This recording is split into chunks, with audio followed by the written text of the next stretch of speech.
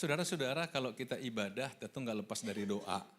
Doa kita tahu itu ya, orang katakan ya, berdoa pada Tuhan ya, menyampaikan permohonan pada Tuhan. Ya, nggak salah saudara.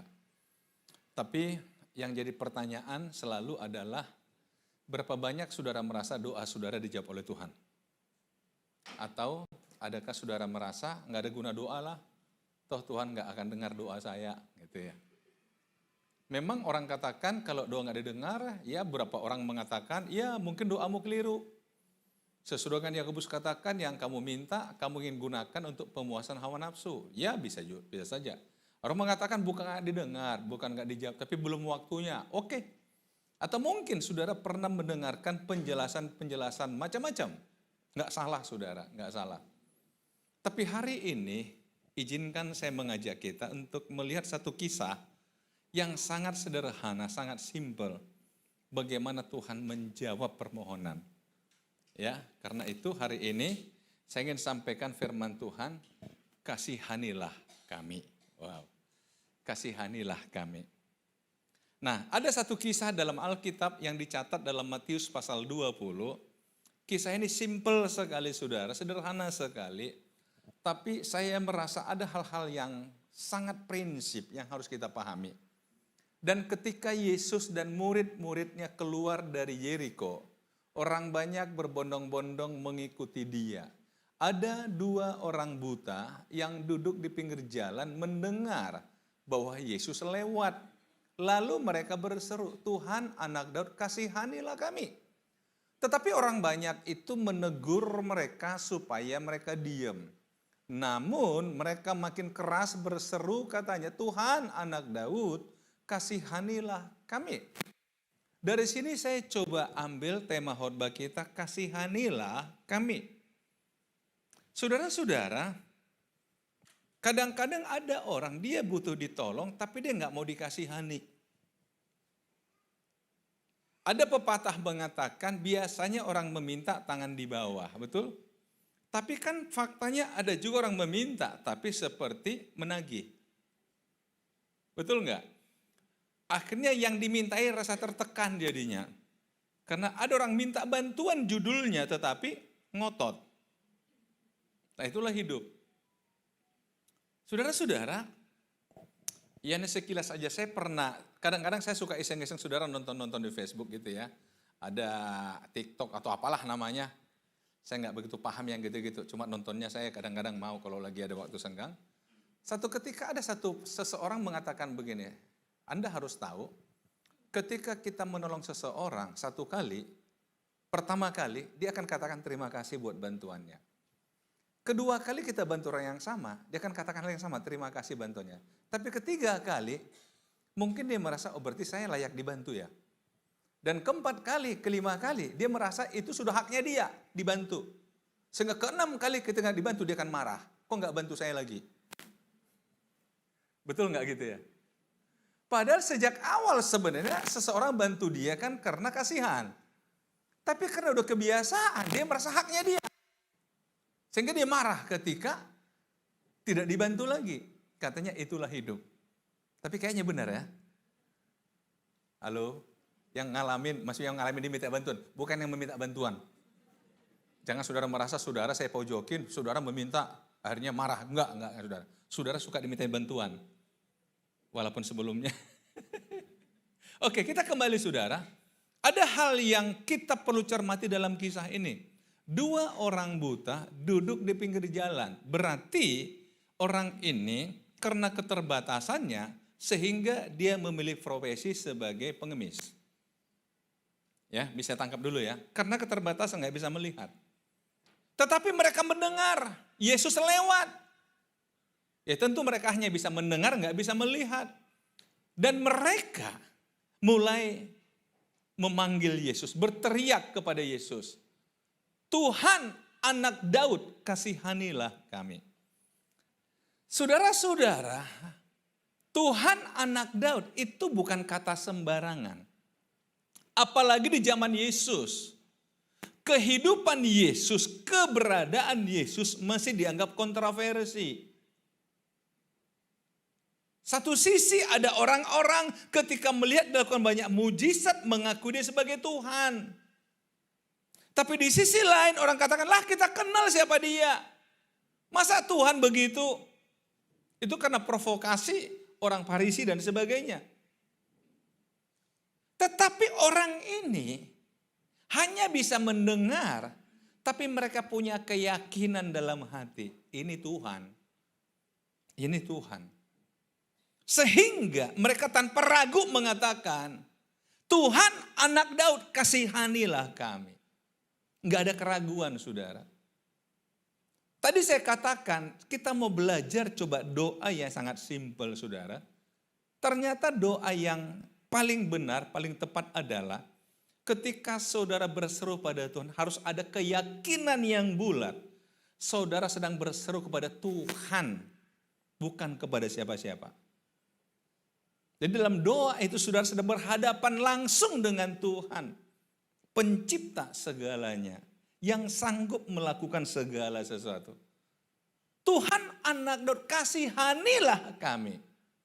Nah saudara-saudara ketika berkata kasihanilah kami. Orang-orang banyak menegur mereka supaya mereka diam.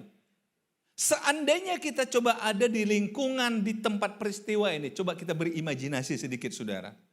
Kira-kira orang-orang kenapa suruh mereka diam? Lihat orang banyak itu menegur bukan 1-2 orang. Kenapa kira-kira orang banyak kok rame-rame negur orang ini? Apa yang salah ketika mereka mengatakan Tuhan anak Daud kasihani kami? Apa yang salah saudara? Saya berpikir yang salah adalah karena status mereka. Status mereka pengemis. Sehingga orang merasa kamu itu tidak ganggu Tuhan. Dalam pikiran orang banyak berarti kamu mau ngemis sama Tuhan ya. Sehingga orang katakan diam. Gak pantas orang seperti kamu ganggu Tuhan yang lewat. Saudara-saudara kamu sakit hati di orang ini, betul gak? Suruh diam. Tapi Alkitab mencatat, tetapi orang banyak itu menegur mereka diam. Namun mereka makin keras berseru. Katanya Tuhan anak Daud kasihanilah kami. Kenapa makin keras? Karena mereka merasa ini peluang saya satu-satunya. Ini peluang kami satu-satunya. Karena kami nggak bisa seperti orang banyak kemarin seperti kami ikut nggak bisa. Kami terikat karena kondisi kami. Mereka semakin keras berseru. Kasihanilah kami. Kasihanilah kami. Hal yang kedua selain mengakui melihat Yesus yang berdaulat atas segalanya. Yang kedua mereka tahu menggunakan momentum kasihanilah kami. Saudara ternyata dalam doa kita harus posisikan diri memohon belas kasihan Tuhan.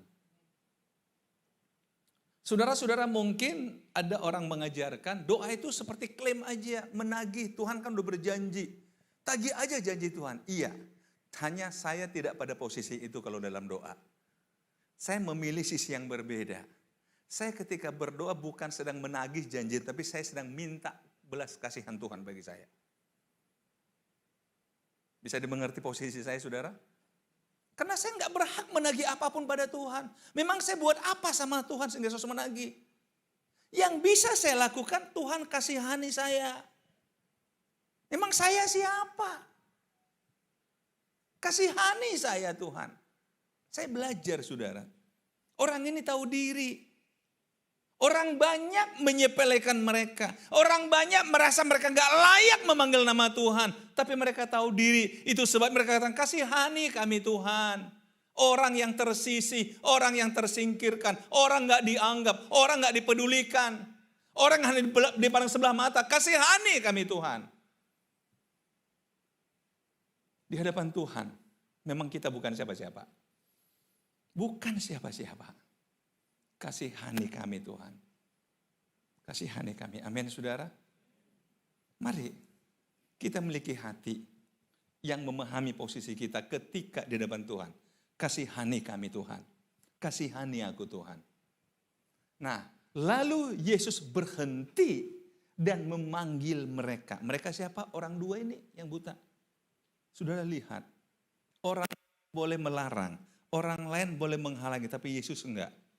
Kenapa dia dengar ada memanggilku, Tuhan, anak Daud, kasihani kami. Yesus berhenti dan mulai bertanya, apa yang kamu kehendaki supaya aku perbuat bagimu? Saudara, ini kelihatannya pertanyaan mudah jawabannya. Tapi bagi saya, ini pertanyaan sulit.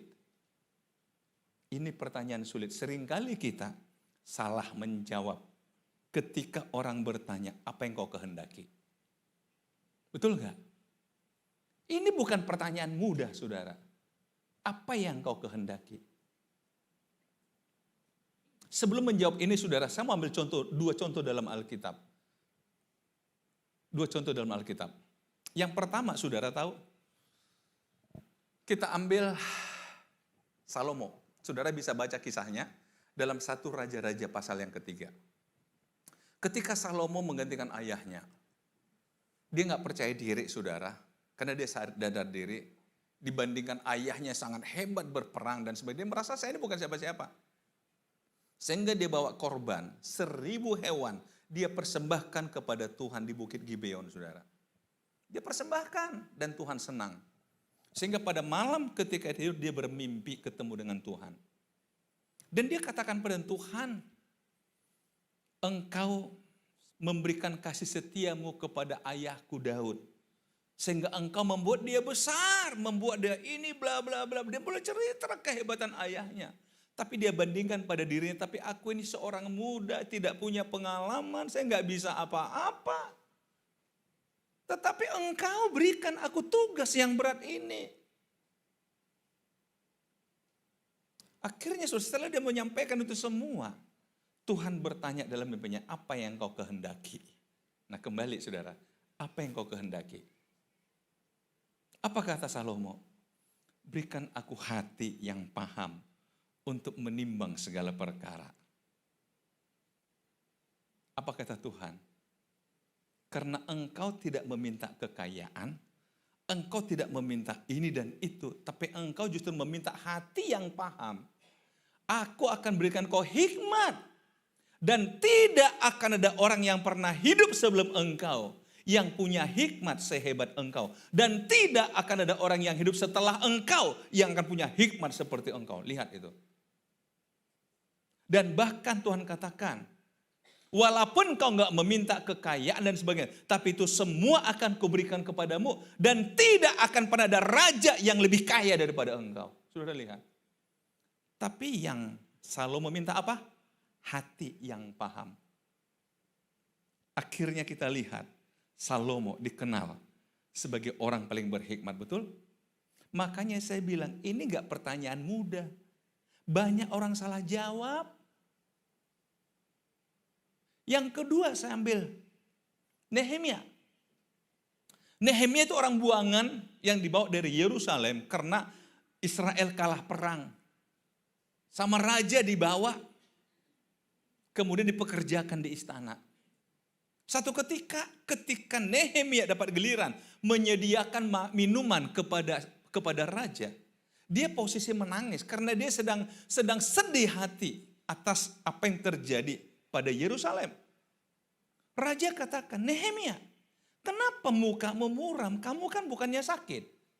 Iya raja, bagaimana aku nggak muram, nggak sedih hati? Kampung nenek moyangku porak-poranda. Saudara menyampaikan ini perlu keberanian. Bisa saja, raja, memang apa urusan saya dengan kampungmu? Betul? Tapi dia berani menyampaikan itu, saudara. Dan yang luar biasa, apa kata raja? Apa yang kau inginkan? Nah kembali.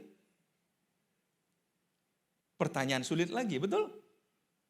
Alkitab mencatat, maka aku berdoa.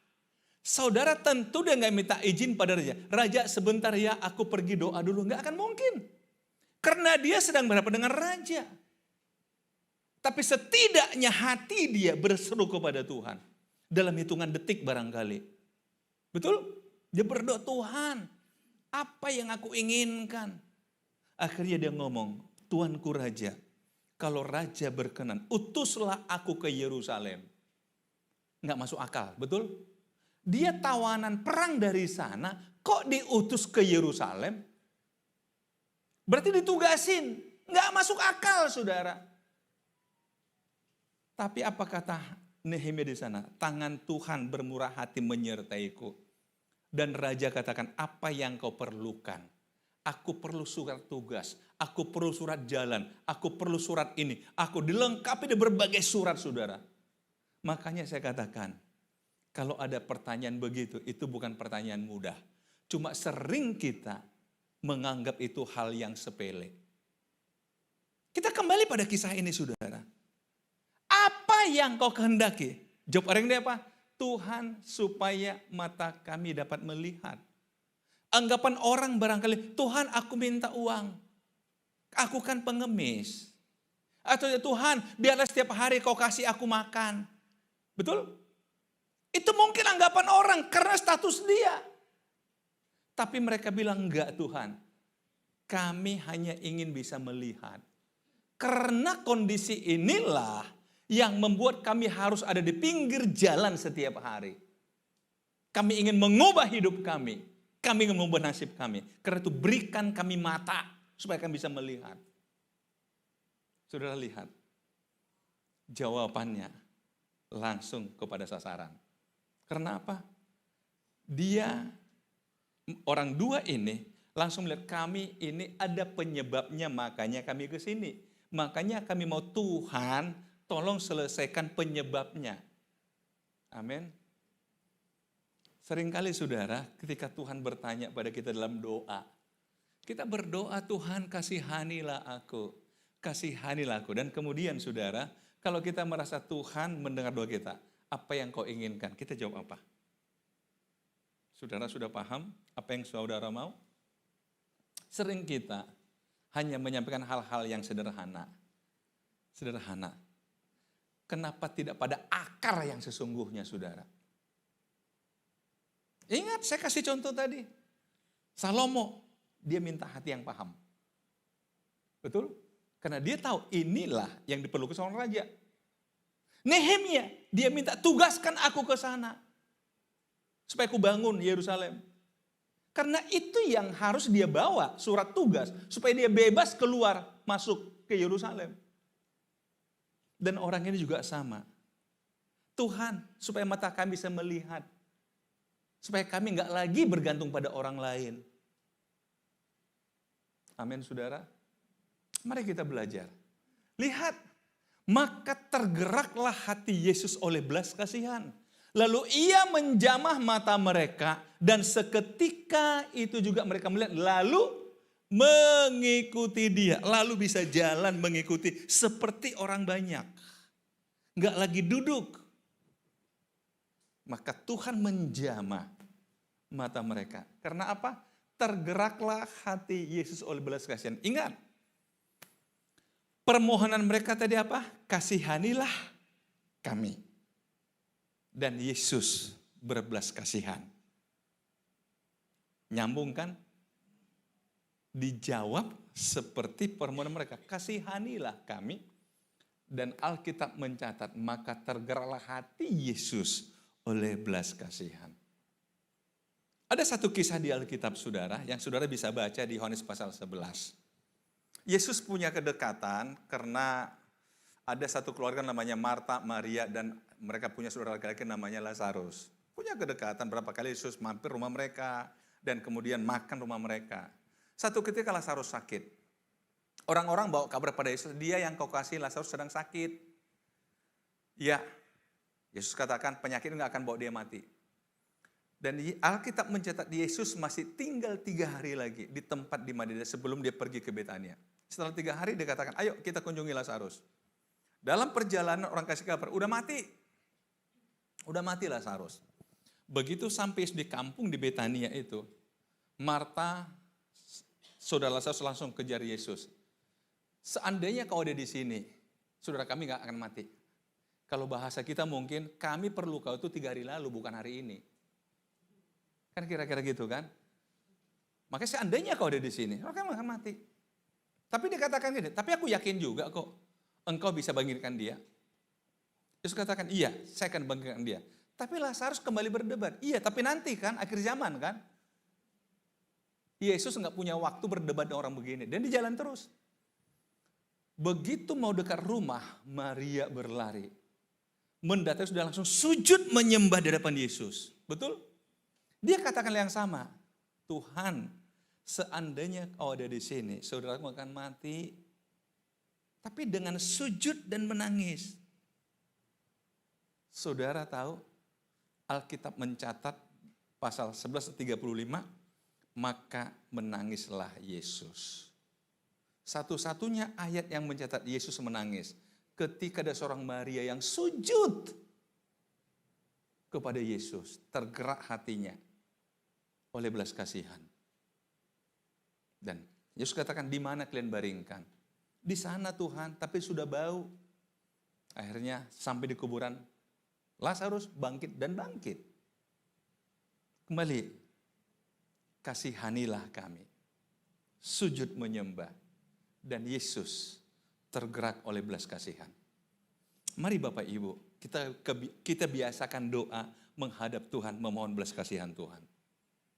Amin. Kita bukan siapa-siapa. Kita bukan siapa-siapa. Tapi kita sedang berhadapan dengan Tuhan, pemilik segala-galanya. Sangat wajar kita katakan, Tuhan kasihani kami. Tuhan kasihani saya. Kasihani saya. Amin.